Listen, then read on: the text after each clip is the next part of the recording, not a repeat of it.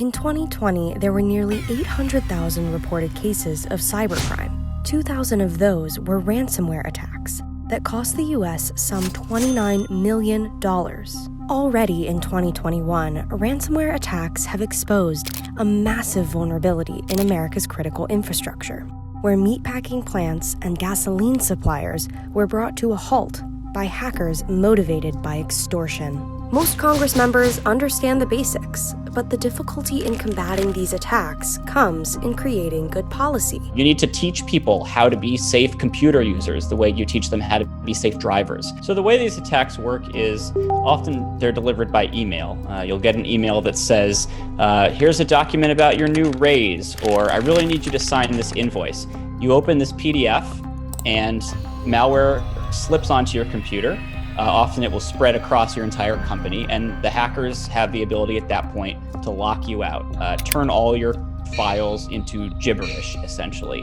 And they can only be returned to normal if they give you the key. Well, they're going to charge you money for that. The government is trying to respond to sophisticated 21st century attacks with 20th century defenses. Congress and the executive branch have failed to prioritize cybersecurity, and now we find ourselves vulnerable. In the early 2000s, the rise of hacktivism put cyber attacks on the map, when groups like Anonymous would attempt to inspire political change through hacking. To those congressmen who want to vote yes on these bills, we are not playing. Now, instead of political change, a different breed of hackers are out for profit.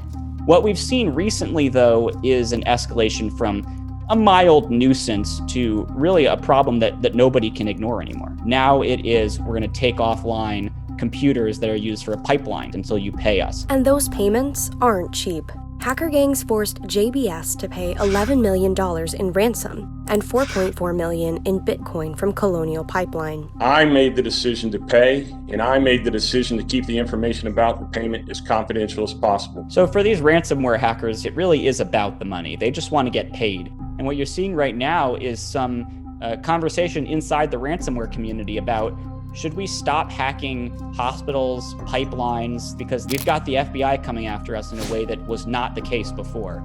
They recognize that the increased attention on them is bad for business. The Russia-based hacker group called DarkSide has been linked to the Colonial Pipeline hack, and officials believe a Russian gang is also behind the JBS attack. Another area we spent a great deal of time on was cyber and cybersecurity.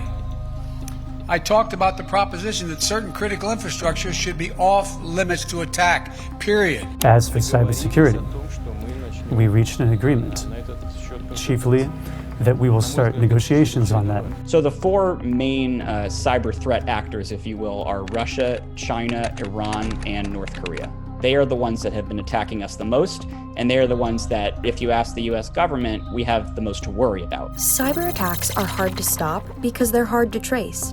When victims unknowingly click on dangerous links, they install malware that doesn't always easily link back to a foreign actor. Our national security agency can't monitor US computers to block these attacks either. Under US law, the NSA can't target Americans for surveillance. We have seen in recent weeks a broader conversation about, do we need to give the NSA more permission to look at what's happening in the US? And there's a large contingent of people saying, no, we can teach companies to be more aware of what's happening on their own networks, so that if Russian hackers use my computers as a launching pad for an attack, I can spot them and I can call the FBI before they're able to do something with it. But this is where it gets tricky. Most private companies aren't required to report cyber attacks to the government.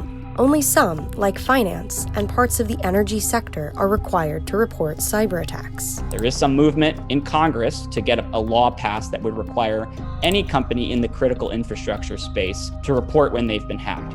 There's no question that we are always going to be seeing cyber attacks. The question is, can we get enough people to do the basics right that we stop seeing these very simple cyber attacks where somebody clicks on a link and all of a sudden their Fortune 500 company has been brought to its knees and is being asked to pay a multi-million, $20 million ransom to get their data back.